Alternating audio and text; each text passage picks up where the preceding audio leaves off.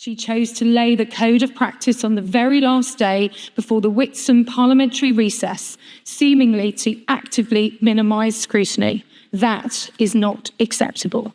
Delay after delay after delay. A government reluctant to face its backbenchers and protect vulnerable women and girls. If that is the case, then I ask this minister in the Secretary of State's absence, why did it take 8 months to request them? The Secretary of State must provide written reasons for rejecting the original draft. As changes have plainly been made, will the minister importantly commit to publishing what has changed and to why? However, let us be clear, the law has been settled since the Supreme Court judgment over a year ago. Sex means biological sex, yet the ruling the Secretary of State has failed to enforce. Women have faced ongoing harassment and discrimination for stating this basic fact.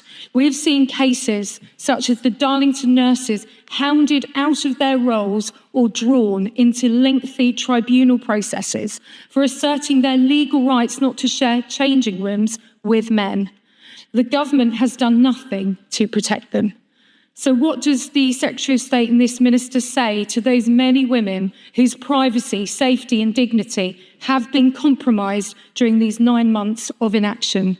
And why did she fail to get a grip on her own government when department after department claimed they could not update their policies while awaiting this code? And I asked regarding the statement we heard from the minister, and I quote, "We are committed to doing this and are working cross departments, considering the implications of the code to policies and activities."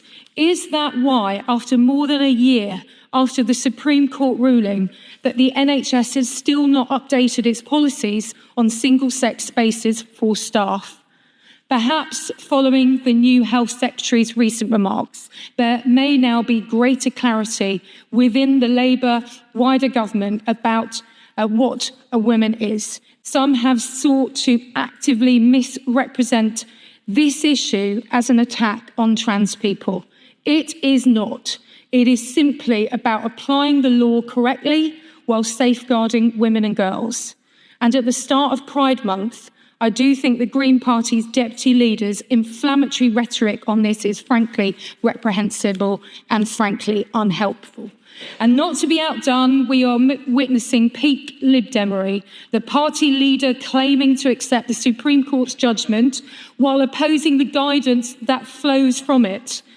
As it has been rightly pointed out, that position is frankly unprincipled. You cannot claim to support the rule of law while rejecting its practical application, unless you are a Liberal Democrat. Women have paid the price of inaction, and now it's finally been published. Women and girls need proper action. Madam Deputy Speaker, not hiding away, not further delay, not more excuses. Immediate enforcement of rights that women and girls are entitled to under the law of this land. We take this issue incredibly seriously, and services and associations need to operate and to comply with the law, and we want to support them. The issue is not a political football for us, and nor should it be for any member of this House. We are focused on the practical, treating everyone with compassion, dignity, and respect. The Honourable Lady accuses the government of a delay, but she will know, as a Shadow Equalities Minister, that there is process that has to be followed. And she will know that in line with that process outlined in the Equality Act 2006, we consulted the devolved administrations. We worked across government on the myriad of services that we provide or support others to provide. We conducted analysis of the code and its impact. The EHRC made some changes themselves following their engagement and consultation. We were told by the Cabinet Office Permanent Secretary that we couldn't lay the code during the pre-election period, and we have now laid the draft. There is a 40-day period that allows for parliamentary scrutiny, and those dates exclude the parliamentary recess. There is sufficient time for adequate scrutiny, and I am sure the House will give that matter their attention.